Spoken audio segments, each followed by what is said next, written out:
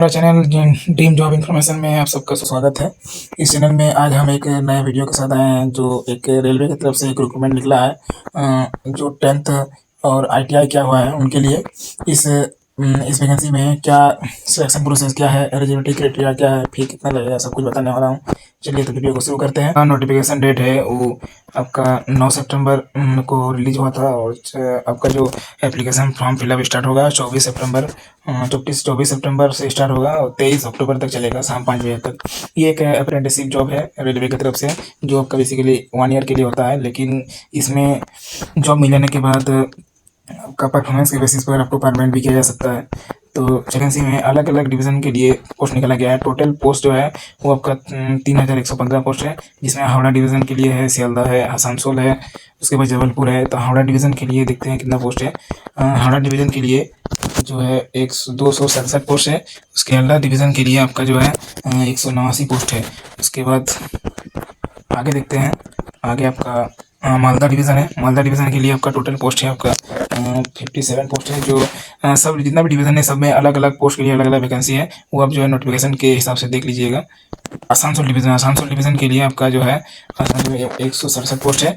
और फिर आगे देखते हैं, आगे आपका हाँ, अब देखिए यहाँ पर जैसे जबलपुर वर्कशॉप के लिए है आपका 268 पोस्ट है। अलग अलग इसके लिए निकला है, जैसे फिटर हो गया, वेल्डर हो गया, इलेक्ट्रीशियन हो गया, डीजल मैकेनिक्स हो गया। एलिजिबिलिटी कंडीशन क्या है, जैसे एज के बारे में दिया गया है कि 15 साल से लेकर 24 साल तक का होना चाहिए। 15 साल से लेकर 24 साल के बीच का होना चाहिए। और जो एज है आपका वो कट ऑफ डेट तक होना चाहिए। उसके बाद इसमें जो आपका एक सर्विसमैन है उसको जो है 10 साल का छूट दिया गया है, और ST/SC को 5 साल का, और OBC को 3 साल छूट गया है। और जनरल को कोई छूट नहीं मिलता है, जो 24 साल तक ही अप्लाई कर सकते हैं। 24 साल तक के कैंडिडेट ही अप्लाई कर सकते हैं जनरल में। जैसे एजुकेशन क्वालिफिकेशन यहाँ बताया गया है, एजुकेशन क्वालिफिकेशन में आपका 10th पास होना चाहिए, और उसके साथ आपका ITI होना चाहिए। NCVT और SCVT से जो ITI है वो आपका अप्रूव होना चाहिए। और 50% मार्क्स 10th में क्लास में होना चाहिए। साथ ही ITI में भी 50% मार्क्स होना चाहिए।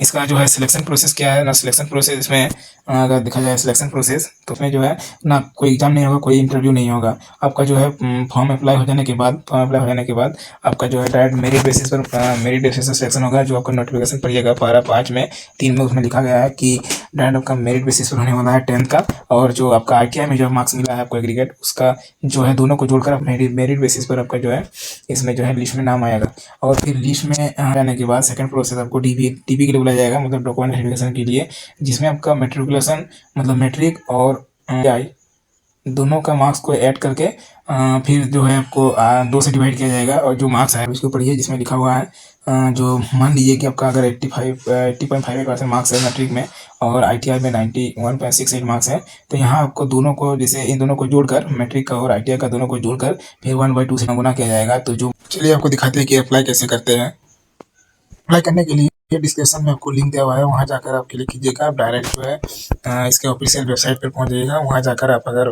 पहले भी कभी अप्लाई किए हैं तो लॉगिन करके डायरेक्ट अप्लाई कर लीजिएगा। अगर आप नए हैं, फ्रेशर हैं, तो आपको जो है पहले प्रोफाइल बनाना होगा, अपना जो है क्रिएट करना होगा प्रोफाइल। उसके बाद आप पासपोर्ट और ईमेल ID देके लॉगिन कर सकते हो, फिर अप्लाई करें। थोड़ा सा छोटा सा स्टेप है, ज़्यादा कोई बड़ा स्टेप नहीं है, तुरंत अप्लाई हो जाएगा। तो ठीक है, शुक्रिया इस वीडियो को देखने के लिए। आगे भी ऐसे ही नए नए जॉब का अपडेट पाने के लिए इस चैनल को आप सब्सक्राइब कर सकते हैं।